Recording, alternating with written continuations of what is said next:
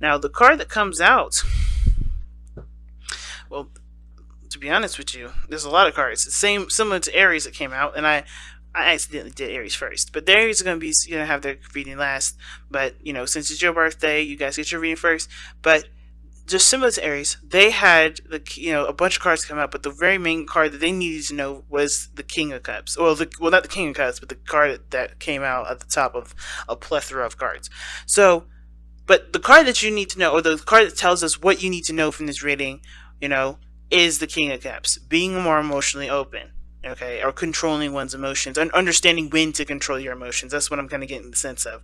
Because when it's important to know when to control those things, but not to overly control them. Because I think, Taurus, you had a tendency, especially last year, before Uranus, well, definitely before and after Uranus went into your sign, there's been a lot of ups and downs regarding your emotions, and it's been hard to figure out when it's acceptable to burst out and be your emotional self, and then when not to. But then at the same time, I kind of get the sense for a lot of y'all, it's really when to bust out and be yourself, when to express those emotions, when to let people know, let people in, and be vulnerable, and when is being vulnerable a sign of strength and not weakness. It's always a sign of strength, in my opinion. It's never a sign of weakness. However, when it's, of course, when it is used in a way that disempowers you, and it's not necessarily the appropriate time, like say for someone that's mourning or something like that. When you start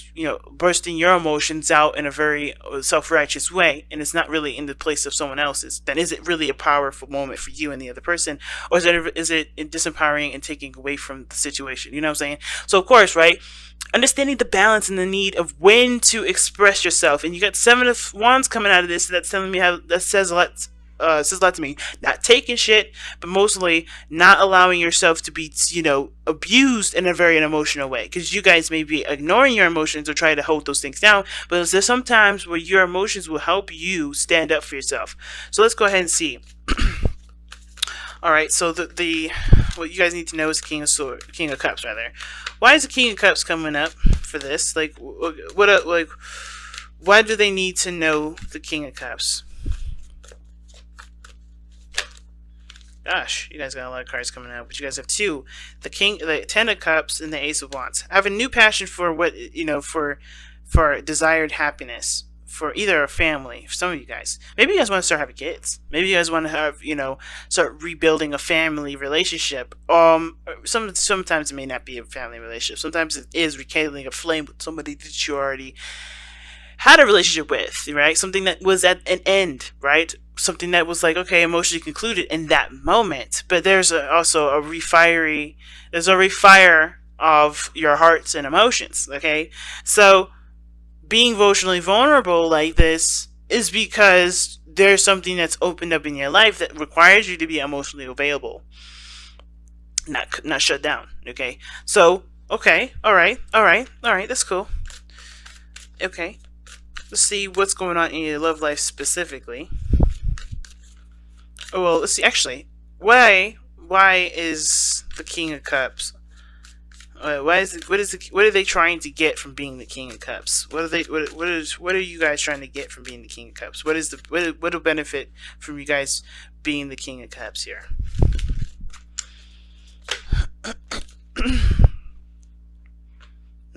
Two of Swords. Okay, like I was saying before, making the hard decision between being emotionally available and when not to be emotionally available, when to be logical and detached. Okay, why is the Two of Swords coming up though? Give us a little more information. What is the decision that they need to make? What decision is it that they need to feel like they need to make? Oh, I had a feeling that was going to come up. Yep.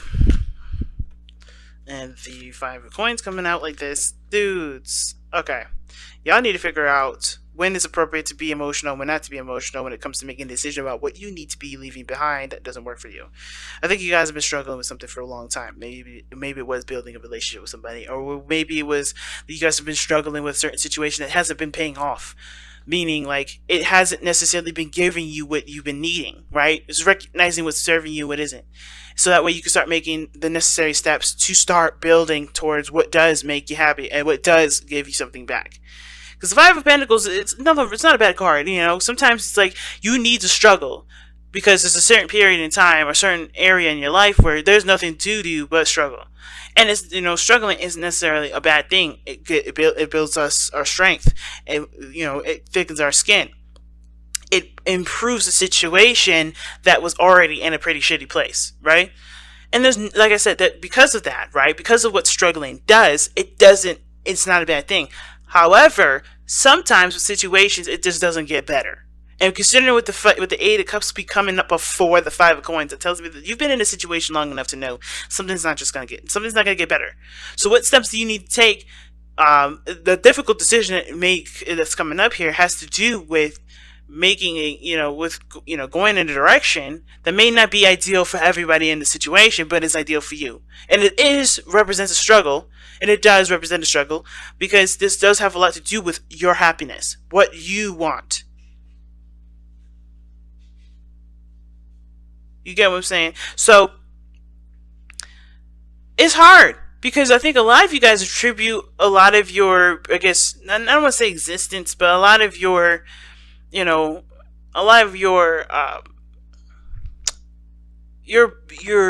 moral code to consistency, stability. But I feel like that has been sacrificed. What you had to sacrifice was your emotional stability, emotional, well-being, what you want. A lot of that, that is the biggest sacrifice. What you want, because I feel like for a lot of you guys, what's most important for you guys has been to make sure that everyone else is stable, everyone else is good. This is about you now. This is about where you can feel safe, where you can be emotionally vulnerable, who accepts you and who doesn't, and what areas need to be let go of, what areas need to be left behind in order for you to achieve that happiness. But also, I feel like it's actually to bring back your fire. Because some of you guys may have let that fire die. Because maybe if you guys like, well, you know what? My responsibilities are way more important. Way more important than what makes me happy. And now you're in that conflict because you have something that's right in front of you that you want. And now you're kind of torn between two areas. Like, okay, this is what I want, but this is what I've been doing for a long time. Do I continue to struggle and continue to go down this path where I know I'm not going to be happy? Because obviously, no matter what you've done, it still has ended up a certain way. Or am I going to, put myself in the situation to get to where I want, but end up sacrificing what I've been holding down for some time now that has already been struggling to keep up? It's very weird that that's interesting to me, because, this reading already is giving me vibes of empowerment. Like, you guys are ready to start going after what it is that you want because you realize that other people are never going to appreciate what you want until you start doing it, right? I feel like a lot of you guys are like, okay, in order for me to be happy, I have to start going down that direction. I start to treat myself that I'm important. I have to treat myself like I treat everybody else. No longer allowing other people, okay, to dictate where your life is going to go. You have to start making that breakaway. You gotta start, no longer blurring the lines of emotional needs and responsibility and start separating the two, right? And which one is the most important to you? Right, that's the hard part. Now, I think a lot of this, I have a feeling here too that a lot of you guys are looking for a universal truth here. Like, which is the best option to go? Should I go for my heart or should I go for what I'm responsible for? Fortunately, because it's not unfortunate that you have to make this decision on your own. The problem that everybody has is that, the scarier option is usually the best option, but they always go for the safest option, which never gets them and never helps them go in the direction that they need to go. You have to start taking risks. You have to start doing things that make you uncomfortable for the temporary, but end up making you happy for the long term. And what does that mean? That means putting yourself first. That doesn't mean you become inconsiderate and selfish in the sense of not looking at what other people need, or not looking in the sense of like, stepping all over people's toes just to get what you want, but mostly like consider yourself so you can be more considerate of others. Not this sense like I'm saying, like, I think you guys have always been very considerate. I think you guys have been overly considerate, but the problem here has to do with you not considering yourself, putting other people's needs first, and therefore just not being all around wholesome. You know what I'm saying? So I'm gonna go ahead and, like, how is this affecting your love life, y'all? How does this affect your love life? Oh, you got two cards with this again. The Six of Swords came up first, and then the Four of Swords. How is affecting your love life? How this King of Swords, King of Cups is affecting your love life right now? Well, it's keeping you from moving on. I think you guys are stuck in a paradox. Like it's a disaster. Like it's a constant thing that it's a constant state of inactivity. I think you had a lot of time to think on it, the Four of Swords, but how this is affecting your love life here is not moving forward. Oh, well, excuse me, how you haven't been, how the focus, I think the focus for some of you guys that haven't been really looking at what you guys want, it hasn't been going nowhere. For those of you that have been, focusing on what you want, you're starting to be able to move forward. You're starting to see different horizons, right? You're starting to recognize that there are other things out there better than the situation that you've been putting up with. Whether this is abusive relationship, regarding with whoever, right? This could be with your current partner. This could be in regards to family, because the Ten of Cups is a family card too. So I don't know if you guys have been having a really unhealthy relationships with family, and your obligation to to meet those needs or meet that expectation of what your family put on you has no longer been is no longer it's not healthy for you. It's not making you feel good about yourself, right? And therefore it impacts your relationships. It either makes you leave them prematurely, or makes you, or you may feel like you move on, or you have to leave that behind because ultimately, that's not what your family wanted. But you hung up on that. You're hung up on whatever you left on because you weren't finished with it. Or maybe there's a certain area in which you do want to move forward in, but it's been hard to do it because, there's a lot to consider regarding what that will mean for you and people that you attribute to being in your family. You got a lot of fire, and this has to do with what makes you happy. With the people that truly want to support you and make you happy. I feel like the biggest thing is realizing who has your back, who truly is supporting you.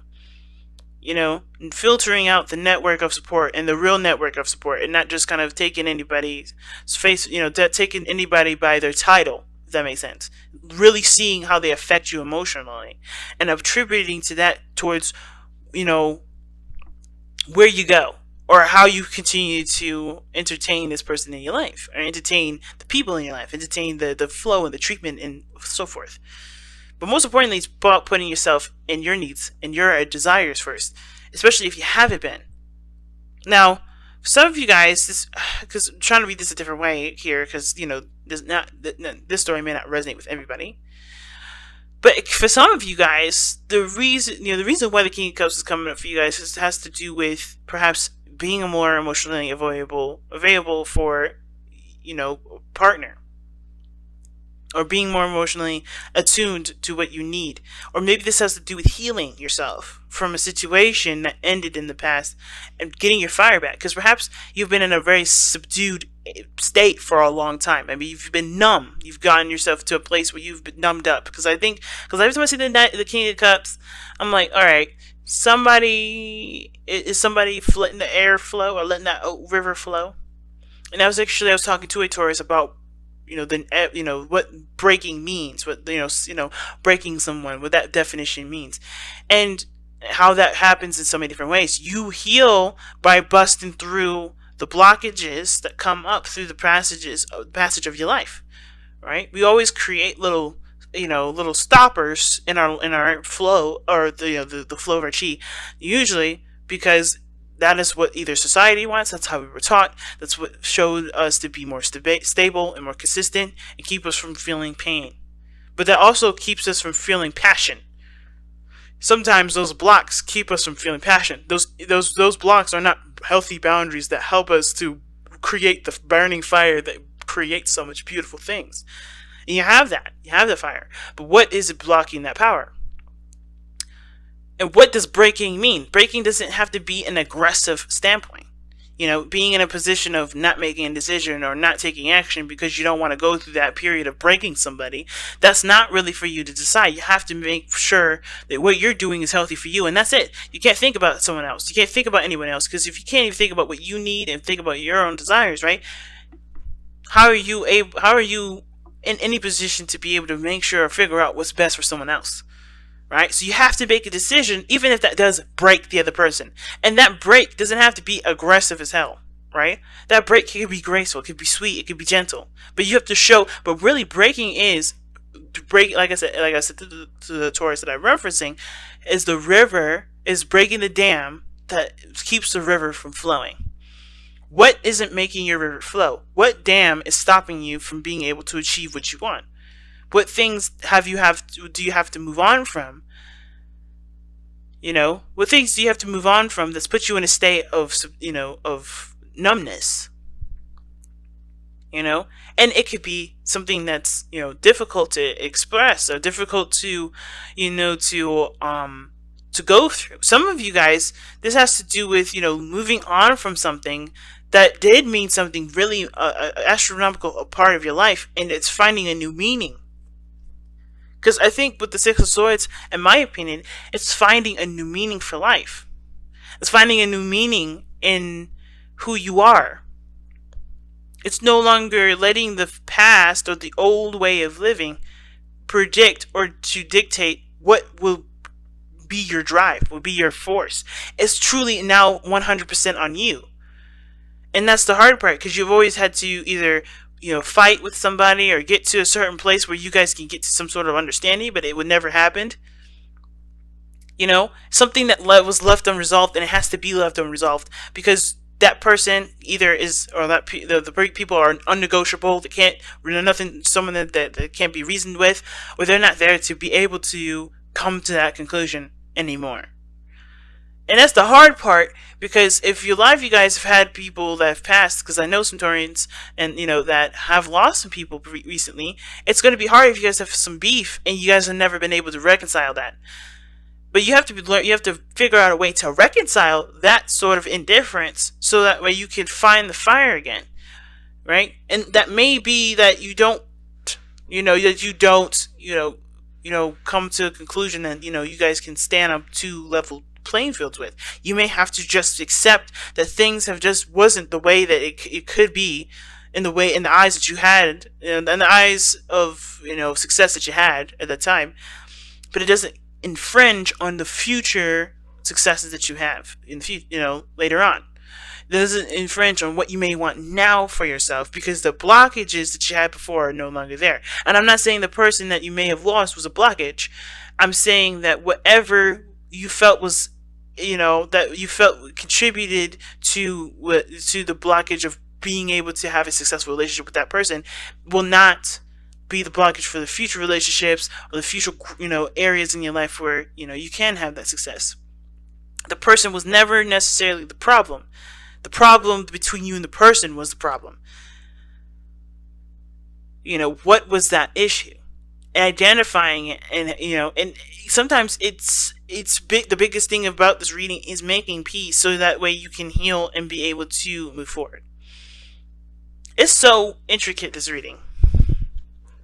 So let me get a little bit of information. Well, let me get the last card here. What is the overall outcome for the reading here? What is the overall outcome for Taurus in this reading, in regards to what they need to know?